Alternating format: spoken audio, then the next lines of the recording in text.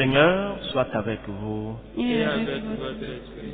Évangile de Jésus-Christ selon saint Jean. Gloire à toi, Seigneur. En ce temps-là, de nouveau des Juifs prirent des pierres pour lapider Jésus. Celui-ci reprit la parole. J'ai multiplié sous vos yeux les œuvres bonnes qui viennent du Père. Pour laquelle de ces œuvres voulez-vous me lapider?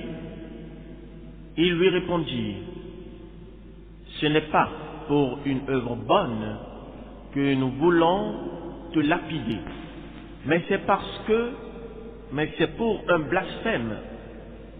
Tu n'es qu'un homme et tu te fais Dieu.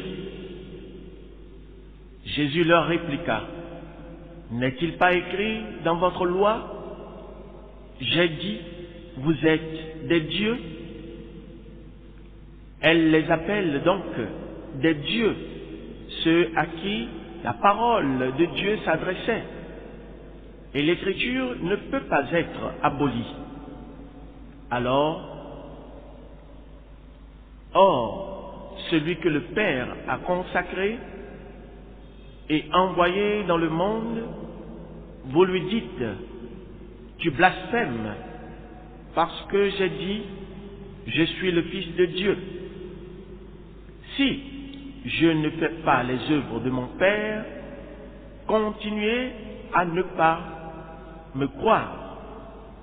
Mais si je les fais, même si vous ne me croyez pas, croyez les œuvres. Ainsi, vous connaîtrez, et de plus en plus, que le Père est en moi, et moi dans le Père. Eux cherchaient de nouveau à l'arrêter, mais il échappa à leurs mains. Il repartit de l'autre côté du Jourdain, à l'endroit où, au début, Jean baptisait, et il y demeura. Beaucoup vinrent à lui en déclarant, Jean n'a pas accompli de signe, mais tout ce que Jean a dit de celui-ci était vrai. Et là, beaucoup crurent en lui. Acclamons la parole de Dieu. Louange à toi, Seigneur Jésus.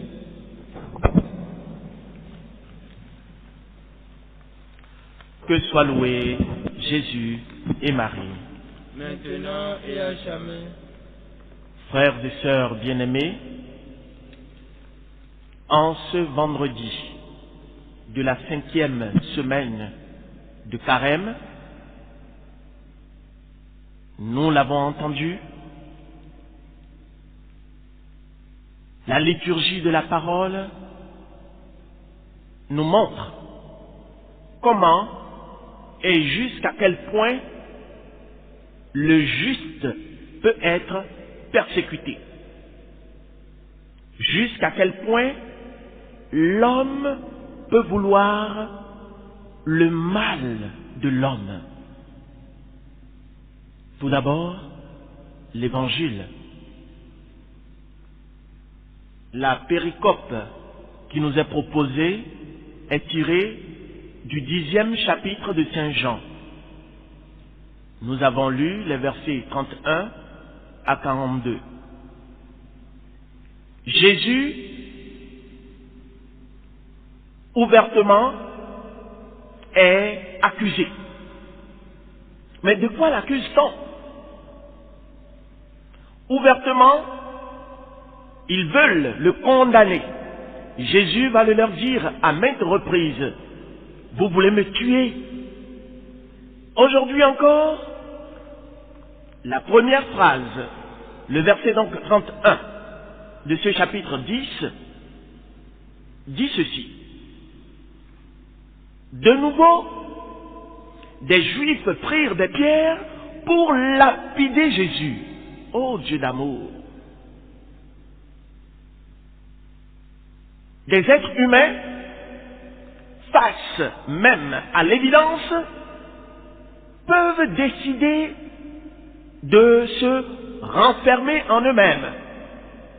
Ils peuvent tenir tête à la vérité. C'est ce qu'on appelle le mystère de l'iniquité. Voilà des juges qui condamnent l'innocent et acquittent le coupable. Cela se passait avant Jésus. Cela s'est passé au temps de Jésus. Et cela continue de se passer après Jésus. Des hommes se mettent d'accord pour condamner même celui qui dit vrai. Jésus dit, mais si vous ne voulez pas croire en moi, ma personne, c'est ma personne qui vous dérange, croyez les œuvres. Les œuvres sont là et parlent d'elles-mêmes. Le chapitre qui précède celui-ci est le chapitre de la guérison d'un aveugle de naissance, le chapitre 9 de Saint Jean, dans lequel nous voyons comment l'aveugle, c'est un aveugle maintenant qui va dire aux voyants, mais est-ce que vous ne voyez pas? Et ce sont les voyants qui disent à l'aveugle, oh mais loue Dieu, puisque nous savons que celui-là, il a un démon. Et c'est l'aveugle qui va leur dire, mais écoutez, que celui-là ait un démon, je ne le sais pas. Mais que moi, j'étais aveugle et que maintenant je vois, ça je le sais. Autrement dit, conclusion, concluez vous-même. Si vous ne voulez pas voir avec vos yeux, tout au moins, voyez avec l'esprit. Ô Dieu d'amour, viens à notre aide.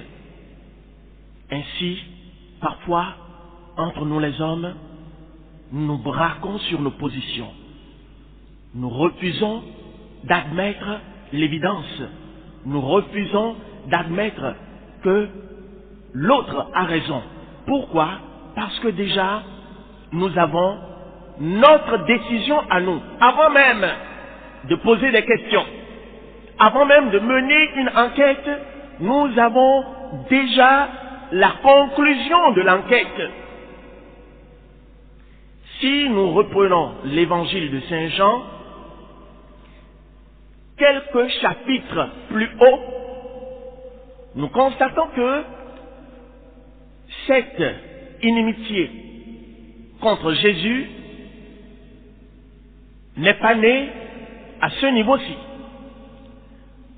Lorsqu'on remonte jusqu'au chapitre 7, on constate que déjà les Juifs voulaient l'arrêter. Le chapitre 7 de Saint Jean, le verset 43, certains louaient Jésus et disaient, c'est lui le Messie. D'autres disaient, oh non, ce n'est pas lui, car le Messie, personne ne devrait savoir d'où il est. Et la foule se divisa à son sujet. Quelques-uns d'entre eux, d'entre les Juifs, voulaient l'arrêter, mais personne ne mit la main sur lui. Les chefs des prêtres, les pharisiens et autres, envoyèrent même des gardes et des soldats pour arrêter Jésus. Mais comme quoi, voyez, souvent les plus simples, les personnes les plus simples ont beaucoup plus de facilité à rencontrer Dieu, à accueillir la vérité qui vient de Jésus-Christ. Les gardes revinrent auprès des grands prêtres et des pharisiens qui leur demandèrent, pourquoi ne l'avez-vous pas arrêté? Et ceux-ci, les gardes, répondent, jamais un homme n'a parlé de la sorte. Jamais, comme pour dire, nous étions éberlués devant lui. Nous buvions ses paroles. Ces paroles étaient si vraies, étaient si convaincantes, étaient si évidentes que nous n'avons même pas essayé de mettre la main sur lui. Jamais un homme n'a parlé de la sorte. Au chapitre 8 de Saint Jean, les Juifs vont même l'accuser et lui dire, nous savons bien que tu as un démon, mamma mia. Jésus avait déjà condamné ceux-là qui blasphémeront contre l'Esprit Saint, puisque Jésus, en accomplissant les miracles, en faisant du bien à l'humanité, certains Juifs vont déclarer que c'est par le chef des démons qu'il expulse les démons. Et Jésus, dans une juste colère, avait déclaré que tous les péchés seront remis aux hommes. Mais le péché contre l'Esprit Saint, celui qui blasphémera contre l'Esprit Saint, cela ne lui sera jamais remis, ni en ce monde, ni dans l'autre. C'est-à-dire contester la vérité connue. Ils sont allés trop loin. Jean chapitre 8, verset 52, les Juifs disent à Jésus, nous savons bien que tu as un démon, parce que Jésus parle d'exister avant Abraham.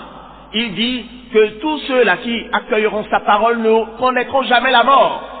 Et ils disent, mais attendez, ils disent à Jésus, Abraham est mort, les prophètes aussi, et toi tu dis, si quelqu'un garde ma parole, il ne connaîtra jamais la mort. Les Juifs, donc, accusent Jésus d'être possédé d'un démon. Seigneur, prends pitié de nous. Jésus va leur dire que, avant même Abraham, lui, il est. Amen, amen, je vous le dis. Avant qu'Abraham fût, moi je suis.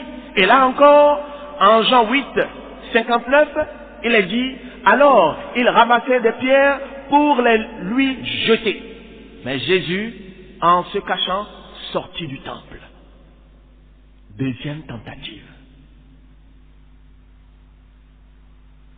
En Jean 10 maintenant, nous arrivons à l'évangile de ce jour. Mais nous n'avons pas lu un verset.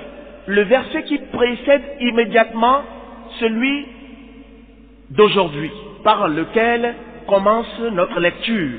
Le verset 30. Ce verset est important parce que Jésus va déclarer ouvertement qui il est. En Jean 10, verset 30, Jésus va dire, le Père et moi, nous sommes un. Nous sommes un.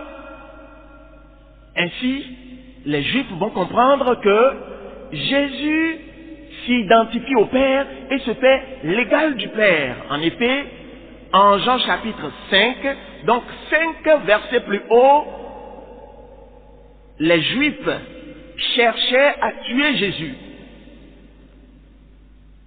Ils disent, puisque non seulement il ne respectait pas le jour du sabbat, mais encore il disait que Dieu était son propre Père et il se faisait ainsi l'égal de Dieu. En Jean chapitre 5, verset 18, voyez-vous, les Juifs comprirent donc bien que Jésus se faisait l'égal de Dieu. Et maintenant, aujourd'hui, Jean chapitre 10, verset 30, Jésus va dire, le Père et moi nous sommes un. Et c'est là que ils vont ramasser des pierres pour vouloir lapider Jésus.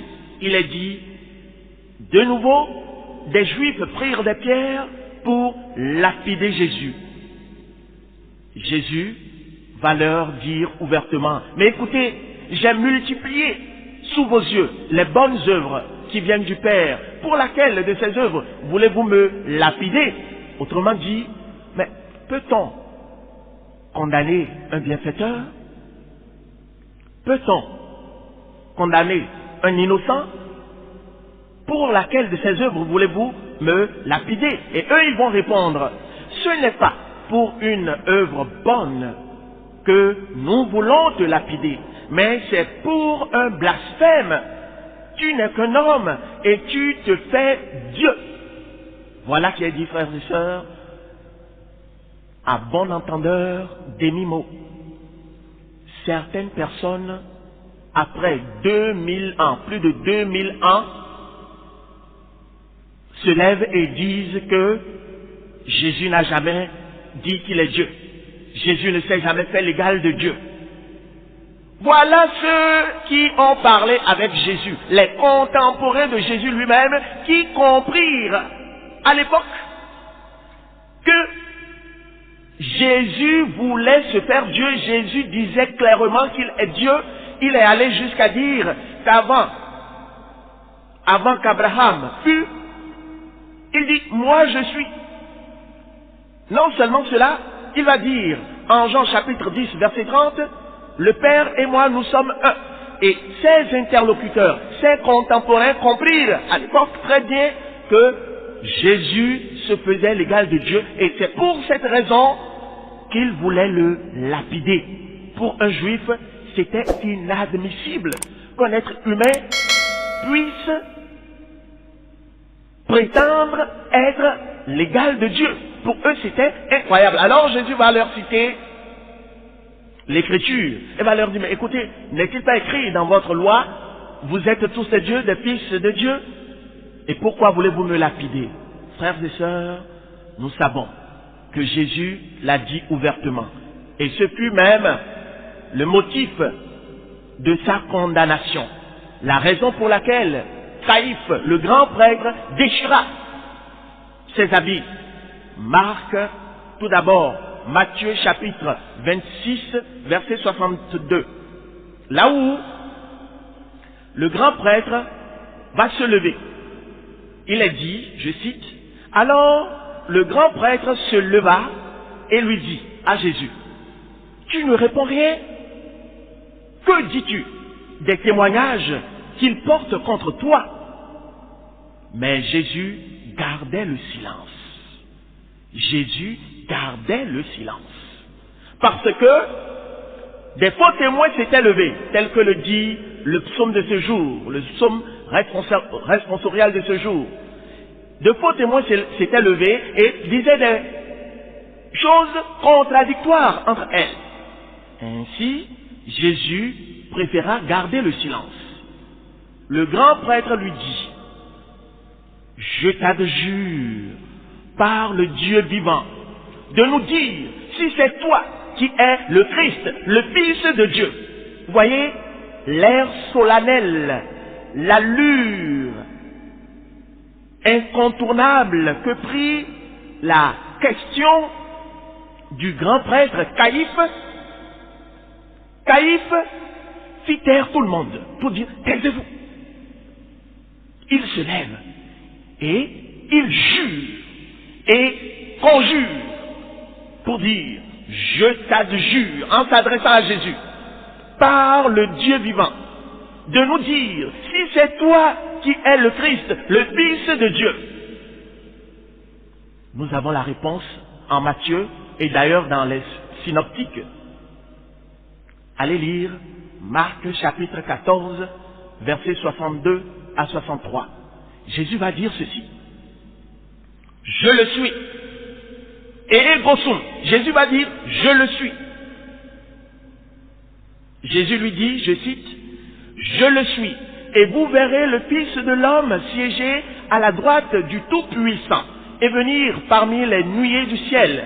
Alors, à cet instant, le grand prêtre déchire ses vêtements et dit, pourquoi nous faut-il encore des témoins?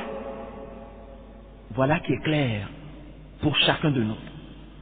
Pour ceux qui peut-être douteraient encore des paroles et des déclarations de Jésus par rapport à son identité, à qui il est. Et c'est pour cette raison que le juste fut tué, à cause de la vérité. À cause de la vérité. Que devons-nous tirer de cela, frères et sœurs? Quelles que soient les difficultés de ce monde, mon frère, ma sœur, ne rejette jamais la vérité. Ne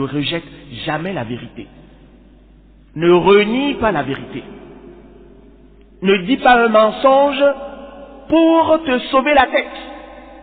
Ne préfère pas la corruption pour un bien quelconque, même si cela consisterait à sauver ta propre vie. Il vaut mieux demeurer fidèle à la vérité, grand V, plutôt que de la rejeter pour qu'en découle un avantage quelconque, un avantage mondain quelconque. Le prophète Jérémie, dans la première lecture de ce jour, Jérémie chapitre 20, versets 10 à 13, nous dit combien le juste et comment le juste doit crier vers le Seigneur, que c'est beau. Ses ennemis disaient, dénoncez-le, allons le dénoncer. Ils vont jusqu'à dire, mettons-lui un piège. Peut-être se laissera-t-il séduire. Nous réussirons et nous prendrons sur lui notre revanche. Frères et sœurs, hier comme aujourd'hui, des pièges se dressent sur le chemin des serviteurs de Dieu, même des séductions. L'ennemi sait que nous aimons certaines choses et lorsqu'il essaye par la peur, par l'intimidation ou par la souffrance et n'y arrive pas, il essaie par des astuces qui flattent nos sens. C'est ce que certains ont appelé le piège à miel ou le piège sucré. Frères et sœurs, ce que je dis est tellement important. Nous avons parlé de Jésus qui, jusqu'à la mort, est demeuré fidèle à son Père, demeuré fidèle à la vérité qu'il disait et qu'il faisait. De nos jours, certains veulent demeurer fidèles à leur foi. Quand je dis vérité avec grand V, c'est cela même. Demeurer fidèles à la foi en Jésus-Christ, à la fidélité envers Dieu, mais sont confrontés parfois à des difficultés séduisantes. C'est paradoxal, hein? La difficulté est difficulté, mais elle est à la fois séduisante. C'est ça, le piège à miel, le piège sucré. Le diable sait que s'il se présente à nous avec un péché mortel, nous dirions tout de suite non. Mais que fait-il? Les ennemis de l'Église au temps de Saint Maximilien Marie Kolbe, ces ennemis, je ne vais pas les nommer. Il s'agit d'un grand cercle, d'une société ésotérique, d'une secte. Comprenez bien, secte. Aujourd'hui, il se présente même à tout le monde. Ceux qui connaissent les FM. Vous comprenez? Il disait déjà au temps de Saint Maximilien Marie Kolbe qu'ils feront tout pour vaincre les chrétiens, vaincre l'Église elle-même. Et comment?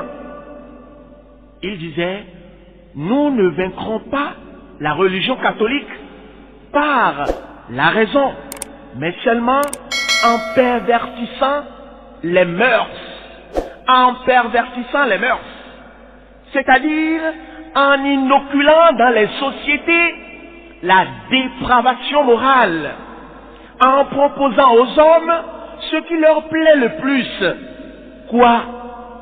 La sensualité. Voilà le piège à miel, le piège sucré. En leur proposant des films, des cinémas partout, en leur proposant des danses, de la musique mondaine, de la musique qui fait remuer tout le corps et qui pousse et incite à la dépravation. La drogue, l'alcool, les jeux qui font oublier Dieu. Voilà le piège à miel. Les hommes aiment ça. Des nourritures qui constitueront leur poison, ce qu'ils vont manger et ceux dont ils vont se vêtir. Voilà ce avec quoi nous allons les pervertir, les mettre à genoux et les dominer. Faites un tour d'horizon. Voyez si ce n'est pas vrai. Si, déjà à l'époque, Saint Maximilien Marie Kolbe dénonçait tout cela. Et si même le pape Léon XIII dénonça tout cela, tout ce grand complot. Allez lire Humanum Genus, l'encyclique du pape Léon XIII. dans laquelle le pape a démonté tous les complots des FM. Je les nomme ainsi, à bon entendeur demi-mot. Ils sont en train de nous piéger en nous proposant ce qui flatte le plus nos sens. Lorsque des habits, la mode, les femmes se vêtissent jusqu'au-dessus des genoux. Mamma mia, vous pensez que c'est pour vous faire belle? C'est pour vous abrutir. Vous vendez votre corps à vil prix. Et puis, les genoux sont ouverts jusqu'à la cuisse. Et le derrière est ouvert. Le dos est dehors. Le ventre est dehors. Vous devenez quoi? Des vers de terre ambulants? Ce n'est pas possible. Et on nous propose des choses qui nous piègent et qui nous avilissent. Sur le net, voilà Internet partout. Dans les téléphones, il y a le diable. Dans les télés, il y a le diable. Partout, il n'y a que la dépravation. Et le mensonge est loué. Les dérèglements de toutes sortes sont loués. Jusqu'à ce que le divorce est accepté dans presque tous les pays. Vous pensez que le divorce, c'est pour le bien des hommes? Voilà ce que les hommes, malheureusement, ont accepté, mais qui constitue leur propre piège. Seigneur, délivre-nous du piège à miel. Parce que, si vous allez fouiller un peu, vous verrez. Au niveau de l'espionnage des peuples, le piège à miel est très dangereux. Et c'est ce qui leur marche le plus. On t'étudie, on sait ce que tu aimes, et à partir de ce que tu aimes, on te piège. Si tu aimes boire telle boisson, c'est avec cette boisson qu'on te piège et on te fait tomber. Frères et sœurs, l'ennemi utilise donc beaucoup de tactiques pour condamner l'innocent. Mais avant de le condamner, ils le pervertissent d'abord. Ils le rendent comme l'un des leurs pour que, une fois perverti, il puisse lui-même être facilement englouti.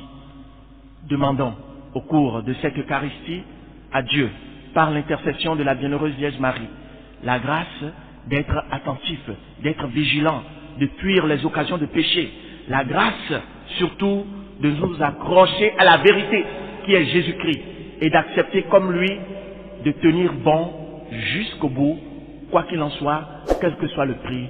Amen. Que soit loué Jésus et Marie. Maintenant et à